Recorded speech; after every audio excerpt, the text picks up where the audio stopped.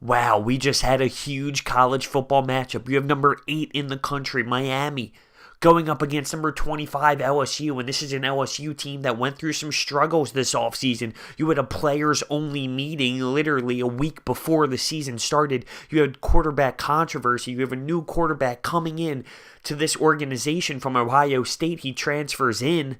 How's that going to play out? Where, wow, did he play good today? Joe Burrows played phenomenal coming out of Ohio State, going to LSU.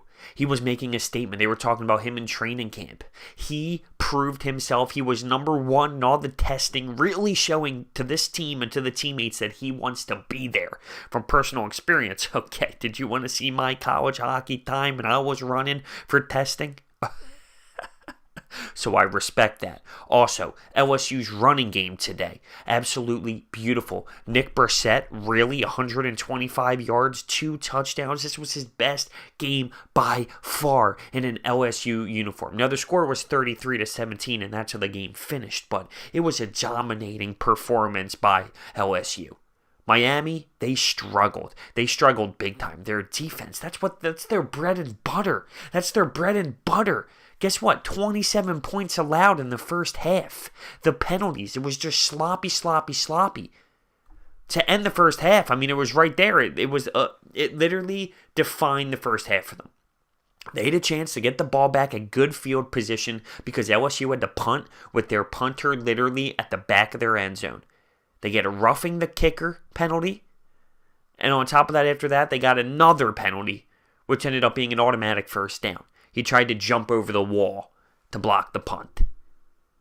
And that's a player safety issue now. Miami did lose one of their best defenders in the first 3 minutes of this ball game because of a targeting call. It wasn't even originally called a penalty at all. I mean, 3 players were wrapped up trying to bring this LSU guy down, and he comes in and pops him. Ball came loose and everything. Targeting.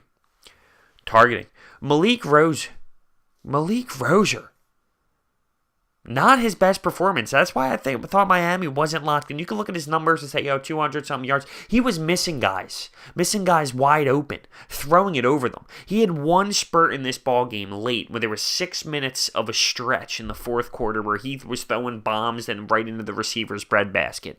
But other than that, he was not dialed in. And the offensive line for Miami was just getting torched all night, and that's the praise by LSU's defense. Their line was absolutely beautiful. They were literally torching that offensive line all night long. Miami had issues, man. Miami did not look checked in today. They did not look like they clocked into the office.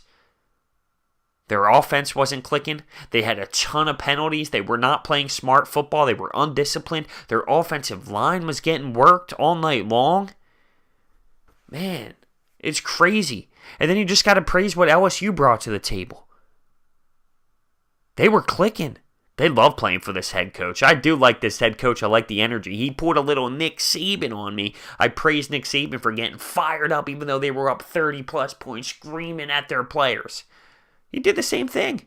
He was fired up, screaming at him. You heard him on the mic because he was unhappy with one of the players in their performance. But they were up by such a big amount at that time. But that's the difference. That's the culture that you need if you want to succeed. The kicking game for LSU, too, by the way. Okay, that kicker was nailing 56-yarders. It just plopped right over. But he was nailing them all night long. Very impressive win by LSU. Very impressive. They made a statement today. And Miami, they fell short. No turnover chain this time. No turnover chain at all. Rozier got to figure it out. They got out-coached. Not only was it the players, I think the coaching was different. Miami got out-coached insanely tonight. LSU just came out and dominated on every aspect of the game. You name it, you name an aspect of this football game, LSU dominated. And that's why they got the job done. Like I said, 33-17, that doesn't even describe the way this game was played. And that's because there was about a 6-minute stretch in the fourth quarter where Miami put a little something together, but nowhere near close enough. This LSU defense was just playing phenomenal. And that run game It looks like LSU found a comfortable quarterback, a great runner running the football. Looks like their defense dialed in. They were winning the trenches. Good day for LSU. Great day for LSU. Comment down below your thoughts. Thank you for watching. I'll see you next time.